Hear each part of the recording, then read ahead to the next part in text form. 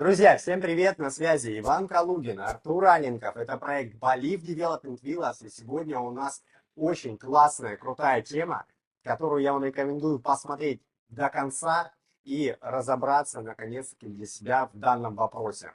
Но перед этим обязательно подписывайтесь на канал, ставьте лайки, пишите свои комментарии. Ну а мы будем начинать. Мы препарируем до мельчайших деталей самую интересную тему. Куда стоит вложить деньги, если вы хотите сберечь ваш капитал или увеличить его путем инвестирования в Россию или Бали. Мы разберем эти примеры абсолютно на цифрах и на математической модели и сделаем выводы. Помимо этого, мы рассмотрим в этих странах, как лучше приобретать недвижимость собственно, и жить в ней, либо арендовать ее, и как же выгоднее. И все это на цифрах, подробно, и постараемся сделать это довольно жарко. Обязательно досматривайте это видео до конца. Тут будут скрыты интересные пасхалки, а самому внимательному от нас будет весьма классный бонус. Смотрите внимательно. Артур, начинаем. Как за прошедший год изменился уровень цен на недвижимости в России? Мы разберем на примере крупных городов, таких как Краснодар, Москва, Санкт-Петербург. И разберем ее в двух плоскостях. Это цена на новостройки и цена на вторичный рынок. Каждый раз, когда вы открываете новости, вы видите такие заголовки. Цены на квартиры в России увеличились на 2% за месяц. Про какие же квартиры говорят эксперты? Они говорят про рынок новостроек. Почему растут цены на новостройки? Это объясняется льготной ипотекой, которая действует на рынке. Потому что вы можете купить квартиру до сих пор под ставку 5, 6, 7%. Ну, уже этих программ, где вы могли купить квартиру под 1%, их с каждым днем все меньше и меньше, потому что это контролирует банк центральный, который есть в России. И, соответственно, люди все равно идут в новостройку, потому что процент покупки квартиры очень низкий. Что же со вторичкой? На текущий день, на 25 октября, ключевая ставка в России составляет 13%. До конца этой недели ожидается ее повышение до 14%. Соответственно, чтобы взять ипотеку на вторичный рынок, вы будете вынуждены платить не менее ключевой ставки. То есть это 14% по ипотеке. Это очень высокий процент, поэтому структура спроса на рынке недвижимости в России сейчас полностью смещена в сторону первичного жилья. Вторичка не продается. Разница между первичкой, это объектами от застройщиков, и вторичкой составляет до 50% в цене. При этом одна квартира готовая, другая в стройке. И теперь давайте разберем, что если вы купили квартиру год назад в готовом доме, проходит год, насколько цена изменилась. В зависимости от регионов наблюдается противоречивая динамика. В каких-то регионах произошла корректировка цен до 5%, в каких-то регионах был рост 8-10%. Возьмем усредненное позитивное значение с ростом в 10% стоимости недвижимости. И сравним такой пример. В прошлом году на июнь месяц вы могли продать квартиру в Краснодаре, предположим, евро трехкомнатную, за 6 миллионов 100 тысяч рублей. И купить в тот же день доллар по курсу 57 рублей за доллар. И таким образом вы получали в районе 105 тысяч долларов. Сегодня же, в октябре, давайте возьмем ту ситуацию, когда вы продали эту квартиру уже с увеличением стоимости на 10%. И вы получаете уже не 6 миллионов 100 тысяч, а 6 миллионов 700 тысяч. И идете продавать вот эти деньги, рубли, в доллары. Сколько долларов вы получите? Вы получите до 70 тысяч долларов. А теперь давайте сравним прошлый год, когда вы получали за 6 миллионов рублей 105 тысяч долларов, и когда вы получаете за 6 700 всего 70 тысяч долларов. Вы в отрицательном показателе. У вас минус 35 тысяч долларов меновой стоимости объекта.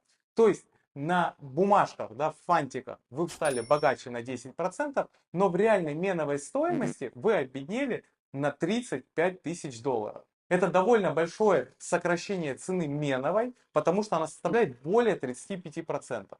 А теперь пойдем дальше. Ну вы скажете, зачем мне покупать доллары? Я никак не привязан к доллару, зачем это мне надо? Я живу в России и буду жить в России. Возьмем сопоставимый пример. Меновая стоимость заключается в том, что вы, продавая квартиру, вы не сидите на деньгах.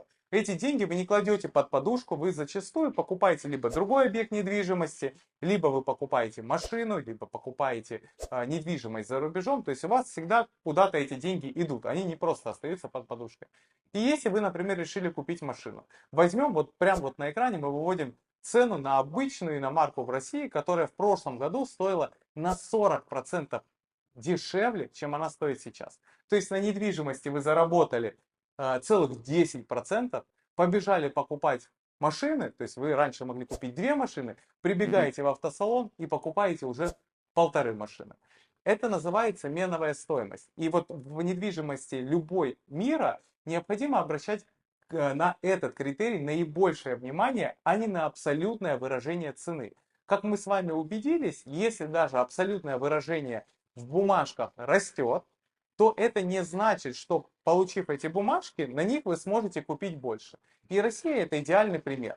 На экране вы сейчас видите график, на котором изображена динамика курса рубля к американскому доллару. И вы видите, как за 1 год буквально рубль скорректировался на 80% в сторону снижения. А это значит, что все ваши активы просто стали дешевле в долларовом эквиваленте. А теперь давайте вернемся к тому собственнику, который продал квартиру в прошлом году за 6100 и получил 105 тысяч долларов. Сегодня он приходит на этот рынок со своими 105 тысячами долларов, меняет эти доллары вражеские на российский, отечественный, сильный, крепкий рубль и получает уже в долларе 10,5 миллионов. Если эта квартира стоит теперь по нынешним, с учетом повышенной цены, 6 миллионов 700, сколько квартир он может купить? Он из одной квартиры получил целых 1,5 квартиры всего лишь за год. Поменяв рубли в доллары, отсидевшись в долларе 1 год, дождавшись повышения, и теперь он приходит на рынок и покупает себе точно такую евро трехкомнатную квартиру, и однокомнатную квартиру он получает в подарок. Вот это называется магия меновой стоимости. И при выборе недвижимости в любой части мира вы должны опираться на то, чтобы тот рынок, куда вы инвестируете деньги, опережал сопутствующие другие рынки, и вы действительно богатели не просто в абсолютном выражении в бумажках, а в реальной покупной стоимости тех денег, которые вы получаете от продажи объекта. Погоди, Артур. То есть получается, что люди сейчас подумают, что нужно покупать доллар. Доллар ведь супер крепкая валюта, казалось бы, да? Несмотря на то, что есть инфляция у доллара, но крепкая валюта. То есть получается, по твоему выводу, нужно брать доллар. Нет, абсолютно это не так, потому что у доллара есть своя инфляция. И если мы посмотрим 22-23 год, доллар рекордно обесценивался, высокий уровень инфляции побуждает повышать правительство США ключевые ставки и так далее. Уровень инфляции в Америке по доллару составляет 6,5-7% за 2022 год. В этом году в районе 5-5,5%. Даже если вы покупаете доллар, с каждым днем вы становитесь беднее. Приведу банальный пример. Если вы могли на 100 тысяч долларов купить 100 килограмм яблок в прошлом году, то в этом году с учетом инфляции вы купите всего 93 килограмма яблок за счет того, что просто доллар стал дешевле. Здесь важен тот критерий, что вам необходимо сравнивать не просто доллар покупая, а ту инвестицию, которую вы приобретаете, она должна опережать ту инфляцию мировую, которая случается. Если мы берем долларовые активы, тот рынок, в который вы инвестируете, если мы возьмем недвижимость различных стран, он должен опережать инфляцию доллара. Давай рассмотрим разные рынки недвижимости, которые существуют, от самых стабильных до более таких рисковых и высокодоходных. Ну, начнем с американского рынка, да, то есть почему мы же про доллары говорим. В Америке недвижимость в среднем растет на 3-4% в год, и арендная доходность от нее сдачи получается приблизительно сопоставимая, в районе 4%. Это рынок уже уверенный, состоявшийся, зрелый, и, соответственно, доходность там высокой не стоит ожидать. Возьмем другие рынки. Это рынок Дубая, который супер популярен, прогрет, разогрет и накален до предела и перегрет, как по моему мнению. Какая же доходность там? Доходность в нормальных проектах в Дубае составляет 7-8% в долларе. Соответственно, если инфляция доллара составляет 7%, и вы получаете доход от недвижимости в Дубае на уровне 7%, это по сути просто сберегает ваши средства. Оно не прирастает к вашим средствам, просто помогает вам оставаться на том балансе, на котором вы и были. Пойдем дальше. Посмотрим на рынок недвижимости Таиланда, который тоже зачастую говорят, что популярен и так далее. Хорошей доходностью от недвижимости в Таиланде является 8% доходность, что плюс-минус соответствует уровню инфляции доллара. Турция. Турция из этих всех рынков показывает большую доходность, и она в хороших проектах может давать 10-11%. Но здесь надо учитывать те геополитические риски, которые есть в рынке Турции и так далее, то, что там сталкивается. Но на рынке недвижимости Турции вы, правильно инвестировав, можете получать небольшую такую маржу на мороженое в долларе, если вы правильно инвестировали. Ну и возьмем рынок недвижимости Бали, на котором мы с вами работаем вместе уже успешное долгое время. Здесь доходность от недвижимости составляет в среднем 15-18%. То есть вы вдвое, а даже в некоторых случаях втрое опережаете инфляцию, которая есть в долларе. И, соответственно, меновая стоимость ваших активов, она действительно растет. Что важно рассмотреть именно в том первом пункте, про который мы с вами говорили. Ну окей, Артур, сейчас люди такие просидят, подумают, ладно, но есть, допустим, фондовый рынок. Может, я куплю фондовый рынок, какие-нибудь акции, зайду в Тинькофф Инвестиции. Тинькофф нам не платил за рекламу, а хотелось бы, конечно. Неплохой план, но тут мы можем открыть индекс роста. Вот сегодня 25 октября. Вы можете открыть прям год назад фондовый рынок и посмотреть, сколько стоили акции. И если бы даже вы взяли все свои деньги и купили на эти деньги акции, ровно за год рост на акциях показал в среднем 75-80%. Все акции российского фондового рынка точно так же отросли на ту величину, которую вырос доллар. Ну, и либо рубль упал, как вам удобно. Не нравится, когда звучит рубль упал, но он фактически упал, да? Соответственно, вот эта разница, вы по факту сохранили эти деньги, с одной стороны, но вы были бы в большей безопасности, если бы просто купили даже доллары, потому что у вас был бы ликвидный объект. А акции это достаточно высокорисковый вход, и вы постоянно бы на невреке сидели, когда какая-нибудь новость выходит, акции резко падают, и вы чувствуете прямо в моменте, как вы теряете деньги. Акции не для всех, далеко не для всех, и нужно иметь очень холодную голову, чтобы заходить в акции, а люди чаще всего особо не разбираются и покупают то, что им предлагают на бирже купить, как самые ликвидные какие-то активы. Ну или, допустим, вы не хотите в рубли инвестировать, хотите инвестировать там в РТС, который эквивалентно меряется в долларе, и вы посмотрите вот наглядно за 10 лет по году в среднем прирост 3%. Это не очень много. Естественно, вы понимаете, что как бы то и выходит, с учетом инфляции, вы все равно бы потеряли некоторое количество своих денег. Ну и тут же как раз-таки встает следующий вопрос. Окей, фонда не самый лучший способ для того, чтобы инвестировать, ну, или сохранять деньги, да, там, не то чтобы заработать, хотя бы сохранить. У нас часто люди именно так и мыслят. Что делать? Ну, у нас есть деньги, мы не покупаем недвижку, потому что, как сказал Артур, меновая стоимость супер сильно упала. В доллар вы побоялись зайти, не купили. В фонду не покупали. Деньги у вас просто, допустим, лежат. Вы все еще не приняли решение. Что же делать? Бытует такое вот в простонародье мнение, где у нас там есть аренда или покупка недвижимости. Все равно возвращаются туда люди, потому что автомобиль высокорисковая инвестиция, мы не можем сохранить в автомобиле деньги, потому что амортизация автомобиля ежегодная составляет в среднем 15-20%. Это причина только падения курса рубля. Только в этом и никак иначе. Плюс повышение стоимости комплектующих, рост НДС, повышение ключевой ставки. Совокупность факторов влияет на то, что автомобили немного стали дороже, но опять же, это бесконечный пассив. Автомобиль не может никак выступать активом, потому что это расходуемый инструмент инвестирования. У него есть амортизация, у него есть падение стоимости ежегодной, так или иначе в меновой стоимости железно она падает. Соответственно, это тоже не вариант. У нас остается аренда. Что по аренде? Ну вот человек думает, окей, может быть тогда не буду покупать квартиру, буду только арендовать. Или куплю квартиру в России, не буду в ней жить, но буду сдавать. Что делать? Ну вот сейчас попробуем еще и в этом вопросе разобраться. Арендовать, нельзя покупать. Давайте поставим правильно точку или запятую в этом выражении. И разберем на том примере, что мы уже рассматривали квартиры в Краснодаре, сколько она приносит от аренды доходности. Открываем Авито Циан, вот вы видите сейчас на экране, точно в этом же районе, в сопоставимом классе доме, сдается квартира за 23 тысячи рублей в месяц. Это уже квартира с ремонтом. Ту квартиру, которую продавали за 6100, она была без ремонта. Мы к этому еще вернемся. Но даже если по 23 тысячи в месяц она будет сдаваться, соответственно, все 12 месяцев она вам принесет 276 тысяч рублей за год.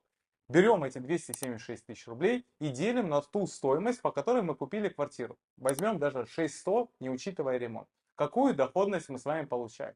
На уровне 4%. Эти 4% сопоставимы возвратности, окупаемости инвестиций на уровне 25 лет. То есть вам надо эту квартиру сдавать 25 лет, чтобы вернуть те деньги, которые вы вложили в стоимость квартиры, приобретая ее. Но за эти 25 лет мы с вами прекрасно понимаем, что ремонт имеет свойство амортизироваться, как говорил Иван, и квартиранты не будут 25 лет жить в одном и том же ремонте. Соответственно, сдавая квартиру в России или в любой точке мира, вы должны учитывать, что раз в 3, 5, 7 лет, в зависимости от качества ремонта, вы должны его обновлять. И это тоже капитальные затраты. А теперь возьмем чистую доходность. Давайте на примере этой квартиры рассчитаем, что мы купили квартиру за 6 миллионов 100 тысяч. И дальше мы делаем в ней ремонт. Возьмем достаточно бюджетный формат ремонта. 15 тысяч за квадратный метр — это уже с мебелью, техникой и финальной отделкой квартиры. Цена подарок, но возьмем ее даже в модель. И получается 60 квадратных метров мы умножаем на 15 тысяч рублей и получаем 900 тысяч рублей. Итого наша квартира с вами стоит уже 7 миллионов рублей, чтобы подготовить ее к сдаче за 23 тысячи рублей. Далее мы с вами идем и сдаем ее за эти деньги. И когда мы ее сдали и получили 276 тысяч рублей прибыли от аренды, это оказалось, что всего 4%.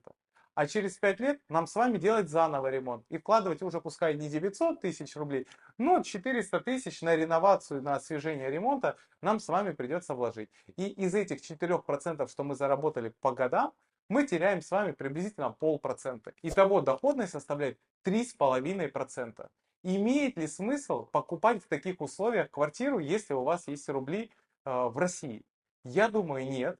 Потому что даже сейчас, при текущем уровне ключевой ставки, вы можете пойти на фондовый рынок и купить длинные облигации на 10 лет и зафиксировать доходность на уровне 12-13% годовых. Если вы от недвижимости от своей получаете 3%, а там вы получаете 13%, и вы верите государству в России, вы верите в наши институты банка, что там все будет выплачиваться и все будет стабильно, то вам гораздо выгоднее сделать так. Потому что недвижимость в России в меновой стоимости, она не растет. Она обесценивается так же, как и обесценивается рубль. Это правило справедливо не только для той квартиры в Краснодаре. Давайте откроем параллельно сейчас Москва. Вот вы сейчас видите на экране стоимость квартиры в Москве в одном из хороших районов, это северо-запад. И, соответственно, на следующем слайде вы видите цена этой же квартиры в сдаче в Москве. Теперь вот здесь на экране вы видите расчеты и получаете приблизительно ту же инвестиционную модель с возвратностью 25 лет и доходностью в 4%. И это мы с вами все обсуждаем, если вы покупаете эту квартиру за наличные денежные средства. А добавьте сюда ипотеку. Итого, ваша доходность составляет 4-5%, это в идеальном случае, но ваша ипотека, даже пускай это будет льготная ипотека по 5%, она перекрывает всю вашу доходность. Да, вы получаете квартиру бесплатно, но это не квартира бесплатно. Это такой же объект, который не прирастает в стоимости и не защищает вас от инфляции. И тут хочется точно так же немножко заметить один важный нюанс. Окей, допустим, вы купили эту квартиру, но даже сейчас, если вы откроете индекс Росстата и средний диапазон роста стоимости недвижимости в России, вы увидите, что средний диапазон стоимости за квадратный метр дорос уже до 110, такой средней комнатной температуры, 110 тысяч рублей за квадратный метр. Это достаточно большая стоимость. И вот вы можете точно так же на экране наблюдать, что вроде бы уровень дохода россиян растет, действительно мы начали зарабатывать больше. По каким-то критериям, неизвестным нам. Но мы больше зарабатываем. У нас есть какая-то динамика роста, экономика внутри растет. Опять же, здесь не забываем, что у нас есть некоторые слои населения, которые резко выросли в доходе и продолжают в нем расти, и это насыщает рынок, перегревает его. И 110 тысяч рублей за квадратный метр — это достаточно перегретая уже, ну, откровенно говоря, стоимость, и далеко не все люди могут себе это позволить. Представим, что мы хотим купить однушку за наличный расчет. Да? То есть с ипотекой мы поняли, что это прям очень тяжелая история, это прям кабала, по-другому это не назвать, потому что вы находитесь не в своем жилье, а в жилье банка, пока вы способны платить. А если не способны платить, до свидания, выселение, ну и так далее. Уверен, в интернете найдете кучу таких историй. Окей, у вас есть наличка, вы заходите, покупаете, точнее, вы хотите купить. И вот чтобы даже накопить на квартиру сейчас человеку, обычному человеку в России, нужно работать в среднем на однушку 15 лет при среднем уровне дохода. Если этот же человек хочет купить квартиру в Москве, то минимум 42 года ему нужно потратить, чтобы накопить эти денежные средства при условии, что он не будет ни есть, ни пить, не спать, ничего не делать. То есть он будет просто брать все свои деньги, которые он зарабатывает откуда-то, и каждый раз, каждый день класть на банковский счет и копить, копить, копить. Соответственно, здесь хочется отметить, что перегретость стоимости за квадратный метр, она обусловлена в том числе как раз таки ипотечным кредитованием и застройщиками, которые активно поощряют это ипотечное кредитование и грузят себя по полной программе, продавая вам эти квартиры по сумасшедшим процентам, потому что они с этого зарабатывают. Вообще во всей этой истории, которую мы сегодня обсуждаем, лучше всего себя чувствуют именно застройщики в России. И банки, И которые дают банки. вам эти суды на покупки. Да, поэтому здесь подумайте, насколько вы вообще управляете своими деньгами. Самый неликвидный способ сохранения своих денежных средств — приобретение недвижимости в России. Какая бы она сладкая ни была, где бы она ни находилась, ликвидность этой недвижимости, к сожалению, в меновой стоимости, так уж тем более, падает ежегодно. И посмотрите на график за 20 лет. Стоимость недвижимости в рубле выросла, но снизилась в среднем на 35-40% в меновой стоимости. О чем это говорит нам? О том, что здесь вам нужно самостоятельно подумать, посчитать вообще, как-то немножко пошевелить зернышком в своей голове и попробовать оценить вообще, насколько ликвидно приобретать недвижимость в России, когда есть другие какие-то направления, как минимум для сохранения капитала. Мы уже не говорим про доходность как таковую, хотя бы сохранить свой капитал, потому что большинство людей как раз-таки хотят просто сохранить свой капитал, не потерять то, что они кровно зарабатывали многие годы. И вот здесь, если вы хотите подумать, куда можно направить свои средства, мы сегодня уже говорили про какие-то страны, которые более-менее интересно выглядят. И есть Бали, на котором мы строим с Артуром, в котором мы активно инвестируем, потому что здесь достаточно простая и открытая, прозрачная процедура по приобретению недвижимости. Здесь жестко построен закон по управлению недвижимостью и по приобретению земельных участков и сдачи коммерческой недвижимости и так далее. И немаловажно, здесь нет мыльного пузыря, вот этого раздувшегося ипотечного, в котором застройщик выигрывает и выигрывает банк, потому что здесь абсолютно все сделки происходят только за наличный расчет. Если вы не гражданин Индонезии, ипотеку вам здесь никто никогда не даст. В этом кроется такая хитрость, которая обгоняет все остальные страны по скорости роста недвижимости и возврату инвестиций. Потому что если поедете в тот же самый Дубай, пожалуйста, 1% ипотека, покупай. 10 тысяч долларов внес, купил себе квартиру. Здорово звучит, да, здорово, но по факту это опять же ипотека, перегретый рынок, пузырь и все тому подобное. Тай, та же самая история. И там Турция, то же самое. Плюс, я надеюсь, вы смотрите новости и в курсе, что теперь ВНЖ уже не получить в Турции за те деньги, на которые обычно рассчитывали люди. Ставка по получению ВНЖ, не гражданство, да, теперь минимум 200 тысяч долларов инвестиций. И все эти ролики есть у нас на канале. Здесь будут ссылки в описании. Вы можете посмотреть сравнение всех рынков. И этот ролик действительно посвящен недвижимости Бали, как сказал Иван. Здесь есть стабильный рост стоимости объекта, причем в меновой стоимости за счет стабильного курса валюты индонезийской рупии. Вы видите на экране график индонезийской рупии за 5 лет. Его динамика за 5 лет, да, если мы возьмем, всего 3,5% к доллару, который укрепляется день ото дня ко многим другим валютам, ну, в частности к рублю. Помимо этого, это динамически стремительно развивающаяся страна, которая в ближайшее время войдет в топ-5 экономик мира. Помимо этого, Бали самый главный остров мира, где с земли с каждым днем становится все меньше. Если мы возьмем прошлый год, динамика роста цены здесь в долларовом эквиваленте составила 25-30%. Доходность от аренды сейчас, она, конечно, аномально высокая, она составляет 20-25%, в редких случаях 30-35%. Но если мы возьмем прогноз там, на ближайшие 5 лет, то доходность здесь будет составлять 15-18%. И это как раз таки будет вызвано тем, что каждый год, каждый месяц здесь растет стоимость объектов. И уже в ближайшее время, я думаю, 3-6 месяцев, когда большинство людей поймут, что нужно покупать недвижимость на Бали, здесь входные пороги будут совершенно иными. Вот про что мы пытаемся и рассказать на нашем канале.